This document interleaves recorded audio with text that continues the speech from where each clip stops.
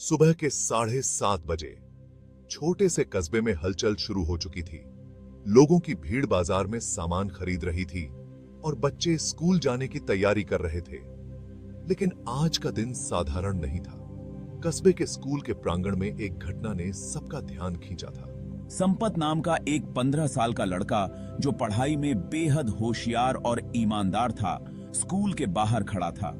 उसके हाथ में एक बैग था और उसका चेहरा घबराया हुआ था।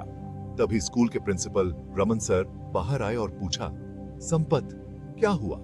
तुम्हारा चेहरा इतना पीला क्यों है? सर, मैंने स्कूल के अंदर कुछ ऐसा देखा है जो आपको बताना बहुत जरूरी है। चलो अंदर चलकर बात करते हैं, संपत ने बताया। सर, आज सुबह मैं जल्दी स्कूल आ गया था। मैंने देखा कि स्टाफ रूम का दरवाजा खुला हुआ था। जब मैं अंदर गया तो मैंने देखा कि किसी ने परीक्षा के प्रश्न पत्र चुरा लिए हैं। रमन सर चौंक गए। उन्होंने पूछा, तुम्हें कैसे पता कि किसी ने प्रश्न पत्र चुराए हैं? सर, मैंने अलमारी का ताला टूटा हुआ देखा और कुछ फाइलें बाहर गिरी हुई थीं। रमन सर ने तुरंत जांच शुरू करने का फैसला किया। उन्होंने स्टाफ और छात्रों को बुलाकर कहा, यह हमारे स्कूल की इज्जत का सवाल है। अगर कोई इस घटना के बारे में जानता है तो तुरंत सामने आए। तभी स्कूल के एक अन्य छात्र विकास ने चुपचाप संपत को कोने में बुलाया और फुसफुसाया, तुम क्यों सबको बता रहे हो? यह हमारी परीक्षा को आसान बना सकता है। अगर प्रश्न पत्र पहले से हमारे पास हो तो हमें चिंता क्यों करनी चाहिए? विकास, यह गलत है। ईमानदारी सबसे बड़ी चीज होती है। अगर मैंने सच नहीं बताया तो मैं खुद से कभी नजरें नहीं मिला पाऊंगा। सच्चाई का झंडा उठाने से कुछ नहीं होगा। दुनिया में चालाकी चलती है। सच का सामना। रमन सर ने जब अलमारी की जांच की तो उन्हें संपत की बात सही लगी। लेकिन चोरी करने वाला कौन था? सर, मुझे लगता है कि चोर स्कूल के ही किसी व्यक्ति का जानकार हो सकता है। रमन सर ने सीसीटीवी फुटेज मंगवाई।